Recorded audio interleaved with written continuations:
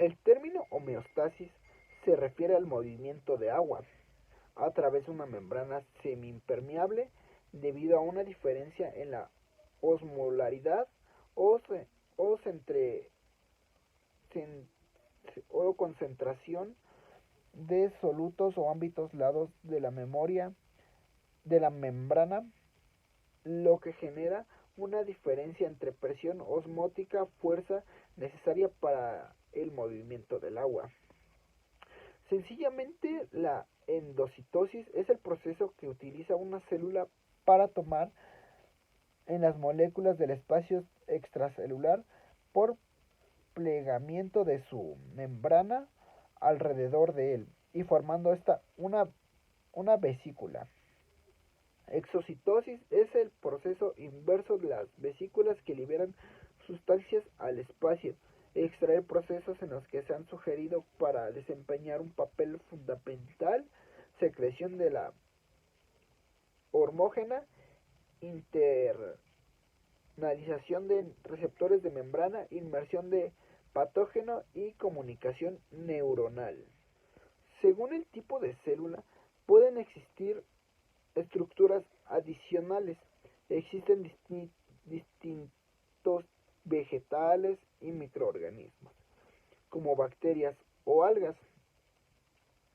que tienen otros mecanismos de protección como una pared celular o exterior mucho más rígida que la membrana celular. La membrana celular o citoplasma confiere protección a la célula, también le proporciona unas condiciones estables en su interior y tiene otras funciones diversas.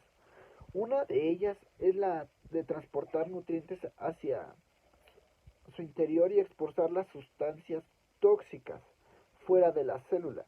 Otra de sus funciones es debida a que la proporciona membrana hay insertadas distintas proteínas que interactúan con otras sustancias del exterior y otras células.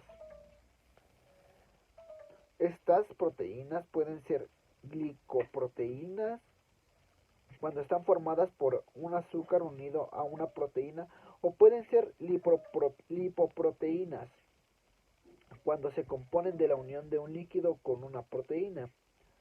Todas estas proteínas están enganchadas a la superficie de la membrana celular o insertadas a ellas y permiten que la célula interaccione con otras células. La membrana celular, por otra parte, también aguanta la estructura celular, le da forma. Hay distintos tipos de membranas celulares dependiendo del tipo de célula y en general. Las membranas tienen colesterol en abundancia en las células animales como componente lipídico para darles estabilidad. Todos los organelos celulares de una célula se encuentran contenidos en un citoplasma. Están rodeados por la membrana plasmática o membrana celular, la cual permite delimitar y diferenciar una célula y sus organelos hacia otra.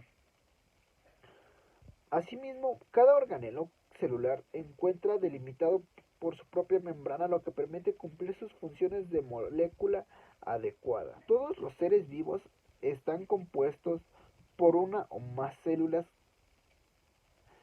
que escriben como unidades morfológicas y fisiológicas. Lo que quiere decir es que están compuestas por estructuras complejas funcionales especializadas. Al igualar que el cuerpo humano, en el interior de las células existen órganos que permiten la realización de procesos vitales. Estos órganos son los organelos u orgánulos celulares, los cuales pueden variar de forma, tamaño, composición y estructura dependiendo del tipo de célula a la que nos referimos. Funciones y comunicación celular. La principal función de la comunicación celular es la de adaptarse a cambios que existen en el medio que les rodea, para sobrevivir a esos cambios gracias al fenómeno de la homeostasis.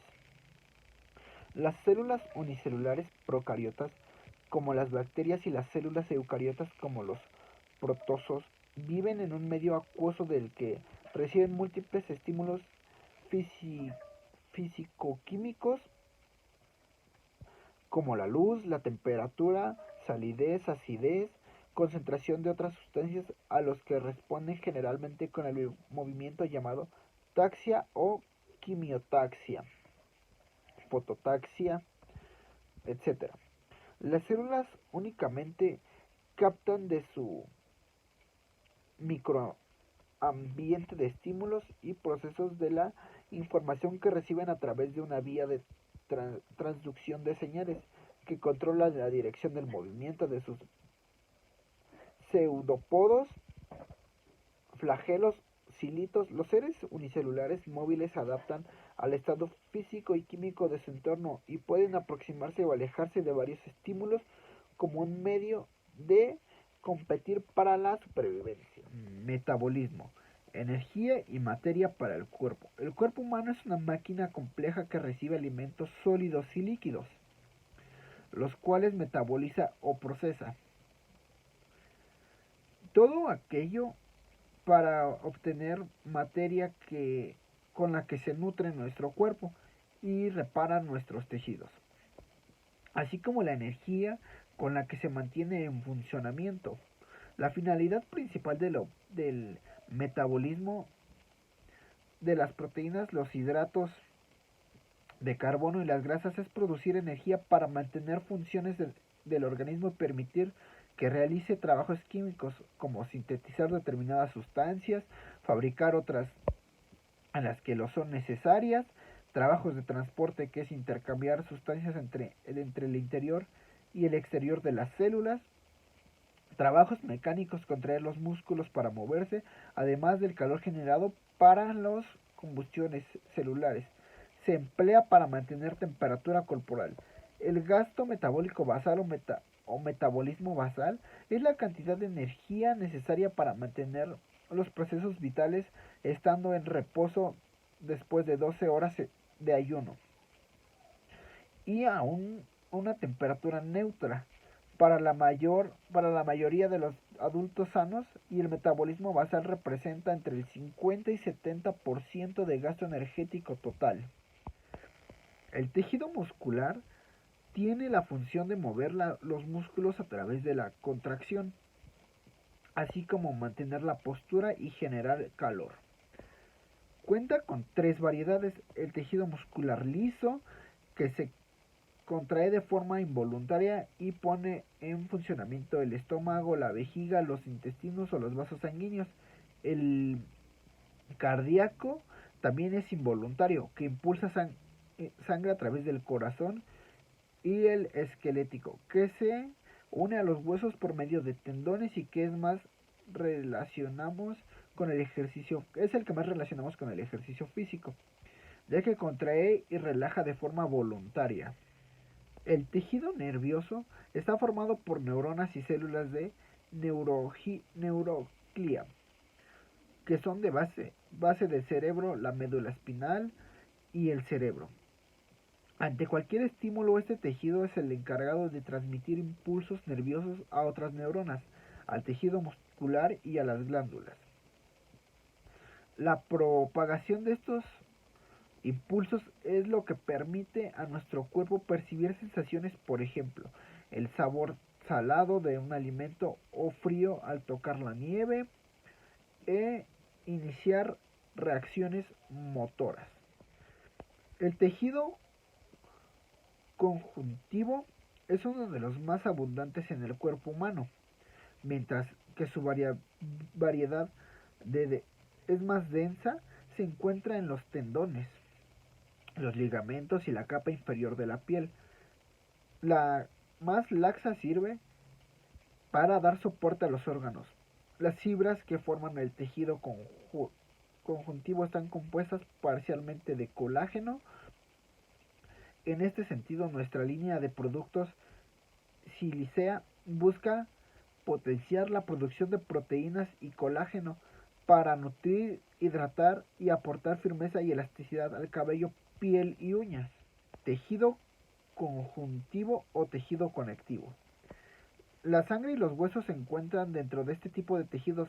Las funciones del tejido conectivo van desde sostener y reforzar y mantener los órganos de su estilo hasta transportar nutrientes y oxígeno a través de la sangre, proporcionar las reservas de energía o generar respuestas inmunes.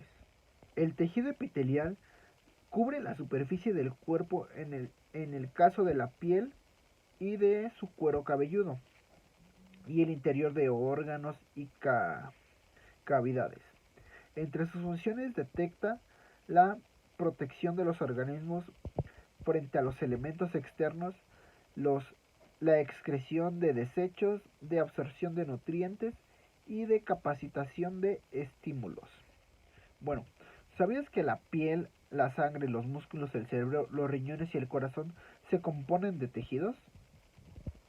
El cuerpo cuenta con 4 tejidos básicos que permiten llevarnos una vida normal y saludable. Los 4 tejidos básicos es el tejido conectivo, tejido epitelial, tejido muscular y tejido nervioso. Las variables no reguladas, que son las controladas, son las que pueden ser cambiadas por el sistema, pero las cuales no existen sensores dentro de él. Las variables no reguladas se modulan para lograr una regulación constante de la variable. Por ejemplo, el sistema nervioso autónomo puede cambiar la frecuencia cardíaca para regular la presión arterial, pero no hay sensores en el sistema que mida la frecuencia cardíaca directamente. Por lo tanto, la frecuencia cardíaca es una variable no regulada. Una variable regulada detectada es aquella por la cual existe un sensor dentro del sistema y que se mantiene dentro de un rango limitado por mecanismos fisiológicos. Por ejemplo, la presión arterial y la temperatura corporal son variables reguladas, porque los varoreceptores y los termorreceptores, estos receptores son los sensores, existen dentro de un sistema y proporcionan el valor de la presión y la temperatura, respectivamente al mecanismo regulador. Los mecanismos homeostáticos se originaron para mantener una variable regulada en el medio interno dentro de un rango de valores compatibles con la vida. Para enfatizar en el proceso de estabilización, podemos distinguir 2 tipos de variables, una variable regulada que es detectada y una variable no regulada que es una variable controlada. La fisiología. La fisiología es la ciencia que estudia la función de los organismos. El objeto de la fisiología es explicar cómo los sistemas, las células e incluso las moléculas interactúan para mantener una función normal. Las características distintivas de la fisiología es el concepto de la homeostasis, que es el mantenimiento del ambiente interno normal ante perturbadores externuras o internas, de modo de este modo que se mantengan las funciones de las células y de los sistemas del cuerpo.